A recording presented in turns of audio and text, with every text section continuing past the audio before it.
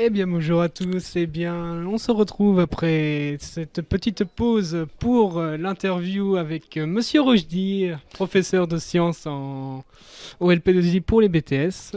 Bonjour. Merci, monsieur, d'être avec nous ce matin pour cette interview qui est très, très spéciale, car vous êtes un peu chargé en ce moment, Non, mais c'est vous avez avec un pris le grand temps. plaisir. Au contraire, il faut donner les informations aux futurs lycéens et aux futurs étudiants qui vont intégrer l'établissement. Eh ben, c'est un plaisir alors. Bien, nous allons commencer cette interview par vous poser la première question. Eh bien, qui êtes-vous? Qui êtes-vous dans ce lycée? Alors, Abdel Rochdi, je suis professeur de sciences physiques. Je suis dans l'établissement depuis 1993. J'ai été professeur au lycée avant. J'ai enseigné en première et en terminale STI avant d'intégrer le BTS et ça fait maintenant plus de 10 années que je suis à temps plein en BTS, aussi bien le BTS CIRA, contrôle industriel, régulation automatique, qui a malheureusement a été fermé, et le BTS SNIR, qui a connu toutes les évolutions, parce qu'avant c'était un BTS 2I, informatique industrielle, après il est devenu BTS système numérique, et après maintenant système numérique, informatique réseau. Bien. Pour vous, est-ce que ce BTS, dans sa globalité, dans les idées que l'on peut se faire après le bac, pour les généraux, voire même pour les bacs pro, Mhm. pour vous, quel est votre ressenti de ce BTS? Bah, dans la mesure, je veux dire que c'est un bon BTS. Pourquoi c'est un bon BTS? Parce que ça permet aux futurs étudiants qui vont avoir leur BTS, je l'espère, pouvoir intégrer facilement le milieu professionnel. Alors, je rappelle que ce BTS, le système numérique informatique réseau, il y a deux options. Il y a l'option A et l'option B. Nous avons que l'option A, informatique réseau, dans la mesure que notre établissement est plus engagé dans la partie numérique. C'est pour cela que nous avons cette option-là. Après, il y a l'option B pour ceux qui le souhaitent. Ben, c'est dans le lycée, notre voisin lycée, Nelson Mandela. Hmm, d'accord. Et est-ce que vous avez déjà eu des échanges ou eu la chance de pouvoir pratiquer votre métier dans d'autres régions ou uniquement dans ce lycée, ou voire même à l'étranger? Pas à l'étranger, j'aurais bien aimé, parce que c'est un autre lycée international, ça aurait été bien aussi d'avoir une expérience à l'étranger. Je n'ai pas eu la chance d'avoir cette expérience-là. Par contre, mon parcours est simple, hein. D'abord, j'ai commencé en tant que professeur de mathématiques, mais j'étais à l'époque que maître auxiliaire. Et après, lorsque j'ai eu mon concours, j'ai intégré le lycée de la Ramsey à La Rochelle. Après La Rochelle, j'étais à Paul Guérin, Mhm. où j'ai enseigné en BTS électrotechnique pendant 3 années. Et en 1993, j'ai intégré le LP2I suite à un échange que j'ai eu avec mon inspecteur qui m'a parlé de ce lycée. Et comme j'habitais à Poitiers, je me suis dit que c'est une opportunité de venir dans cet établissement, que d'ailleurs, maintenant depuis 93 que je suis ici. Bien. Euh, Nous avons sur le site marqué que ce BTS est très bien adapté pour les étudiants, mais aussi pour la filière apprentissage. Alors oui, effectivement, le BTS que nous avons dans notre établissement, on peut le poursuivre aussi bien par la voie scolaire, mais aussi par la voie par apprentissage. Hmm. Alors, en fonction des effectifs, si les effectifs des apprentis dépassent 8 élèves, Mhm. il y a possibilité de créer une classe spécialement que pour les apprentis. D'accord. Par contre, c'est l'effectif est en dessous. Donc, pour des raisons budgétaires, on ne peut pas se permettre de créer une classe spécifique, ou spécialement rien que pour les apprentis. Donc, nos étudiants apprentis sont mélangés avec nos étudiants scolaires. Donc, ce qu'on appelle la mixité. Et pendant ce temps-là, les étudiants apprentis, ils ont 15 jours en entreprise, 15 jours ici. Et lorsqu'ils reviennent, bah, étant donné que ce sont des salariés, ils doivent faire 35 heures, bah, ils ont 5 heures de plus que les scolaires. Et pendant ces 5 heures-là, il y a différentes matières qui interviennent pour combler un petit peu le retard qu'ils ont pu accumuler lorsqu'ils sont en entreprise. Très bien. Sinon, nous voulions savoir, moi et d'autres camarades qui sont en bac généraux, Mhm. si les matières enseignées en sciences sont d'un niveau plus élevé, voire égal à ceux d'un de la sortie d'un bac général. Non, rien à voir dans la mesure où notre BTS a connu des réformes, mais aussi l'enseignement au lycée a connu plusieurs réformes. Mhm. Et donc les élèves qui viennent dans notre BTS, ils ont différents parcours. Il y a certains qui ont fait un bac STI 2D, donc un enseignement technologique. Il y a ceux qui ont fait un enseignement général, mais il y a aussi des élèves venant de baccalauréat professionnel. Mm. Je dirais un mot tout à l'heure sur l'ambition BTS concernant ces élèves-là qui viennent de bac professionnel. Et donc, étant donné qu'on a différents niveaux, différents parcours scolaires, donc à ce moment-là, ce qu'on propose, surtout en première année, ben, c'est une remise à niveau pour tout le monde. Surtout dans les matières, je dirais, générales. Quel que À soit savoir, quel que soit le diplôme obtenu. voilà, quel que soit le diplôme obtenu. Notamment en physique, en sciences physiques et en maths, on reprend tout à zéro pour presque en première année équilibrer le niveau de tous les élèves. Comme ça, en deuxième année, ben, on attaque vraiment avec un niveau correct qui permet à nos étudiants après d'avoir leur BTS dans de bonnes conditions. Tout cela dans le but de faciliter ou du moins éviter l'inégalité des niveaux entre Tout à fait. chaque Tout à arrivant. fait. Et en plus de ça, on s'est engagé depuis cette année. D'ailleurs, c'est la première année que nous l'avons mis en place. C'est le dispositif Ambition BTS. Mhm.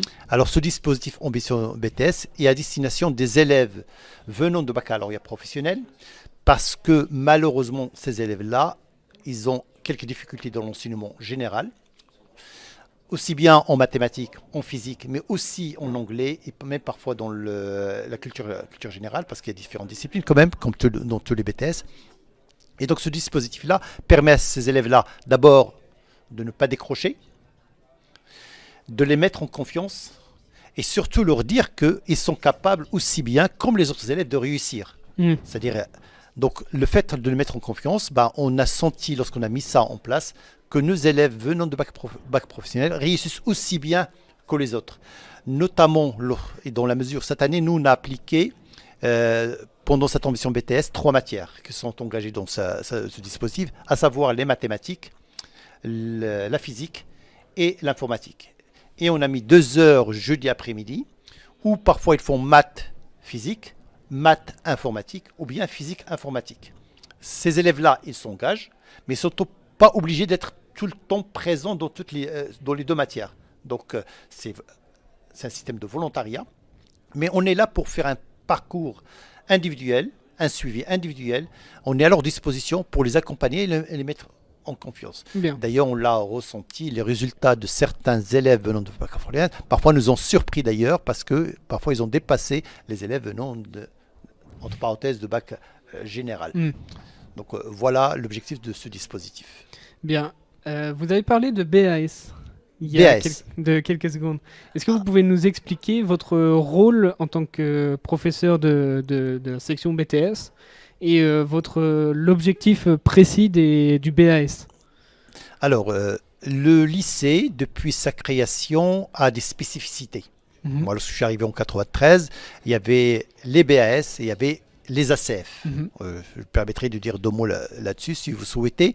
Alors, les BAS, besoin, approfondissement, suivi. C'est-à-dire, on avait une séance de suivi. On se retrouve avec un groupe d'élèves.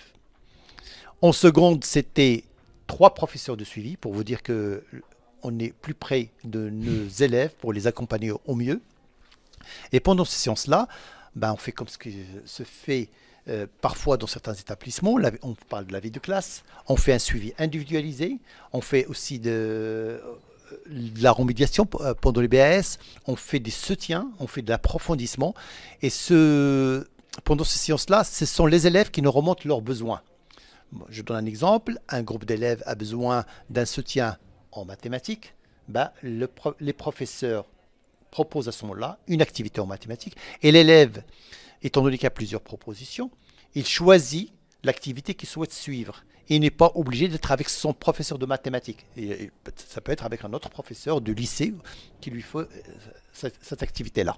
Et pour vous, il faut poursuivre ce travail d'approfondissement, de suivi il est très important. Et de préservation entre guillemets, du travail intellectuel dans toutes les matières de chaque élève. Oui, tout à fait. Moi, je trouve ça très intéressant. Moi, je me rappelle lorsque j'enseignais en première, il y avait Par exemple, je donne un exemple, il y avait des théorèmes ou une partie de chapitre qui font plus partie du programme. Le programme a changé. Ben, on s'est adapté. C'est-à-dire à la place de faire ces activités-là pendant nos séances de cours, comme ça ne fait plus partie du programme, et on savait que c'était utile, ben on le fait pendant les séances de BAS. D'accord. D'accord. Et aussi le fait de travailler à un petit groupe très réduit, ben, ce n'est que bénéfique pour les élèves. Mm. Et après, on peut approfondir, c'est-à-dire on sort du programme, on approfondit autre chose, des activités à la demande de nos élèves.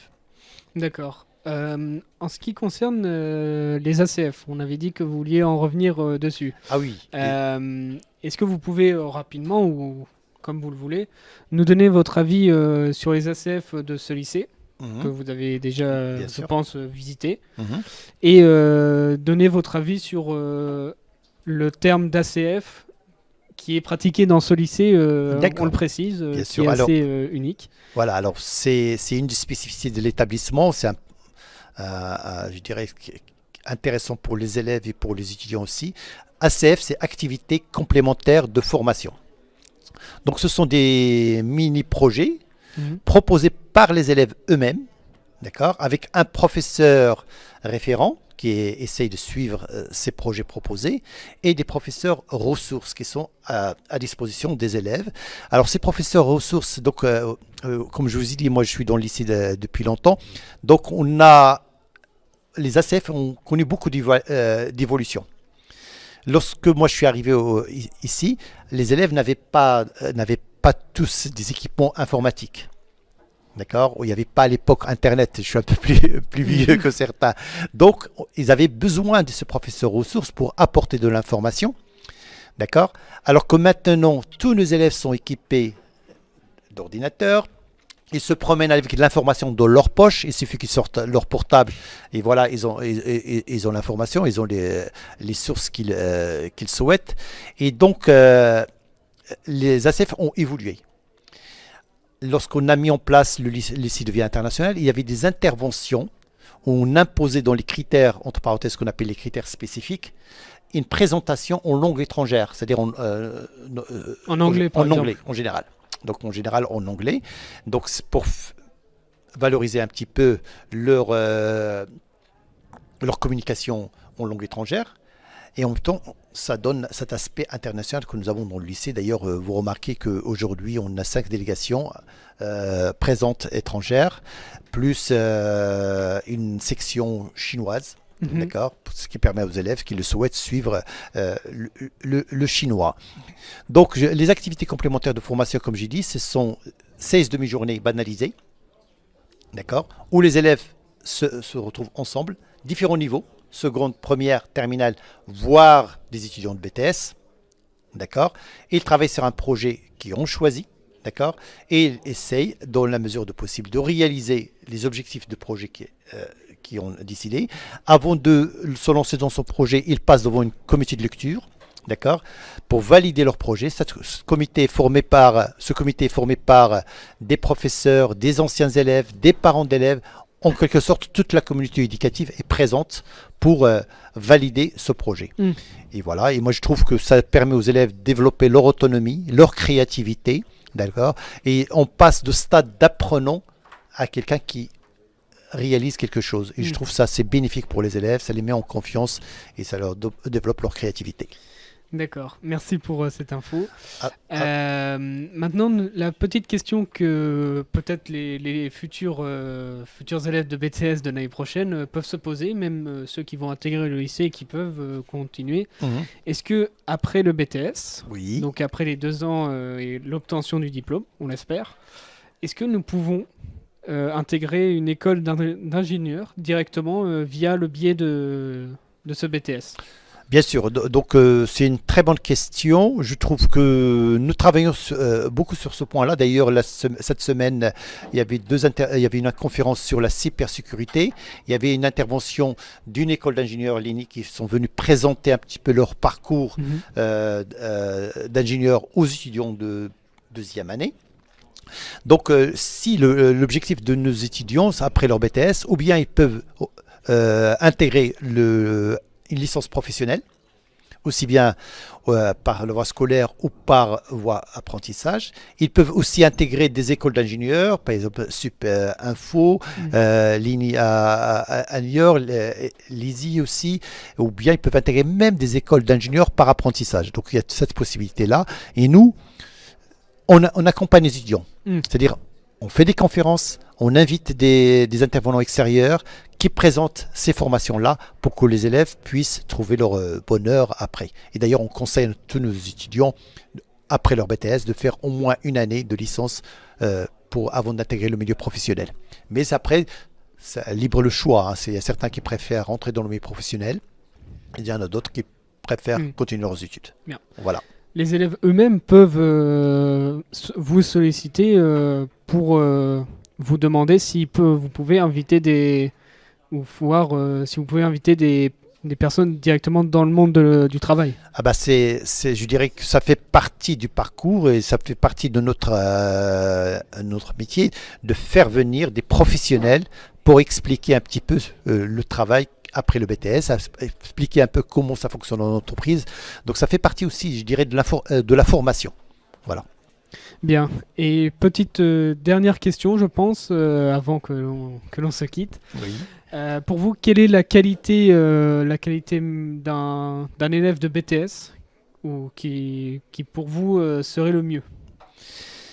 D'être motivé. C'est surtout la motivation. Le point clé de la réussite, c'est la motivation et le sérieux. Voilà. On ne veut pas des élèves brillants. S'ils sont là, ils sont bienvenus.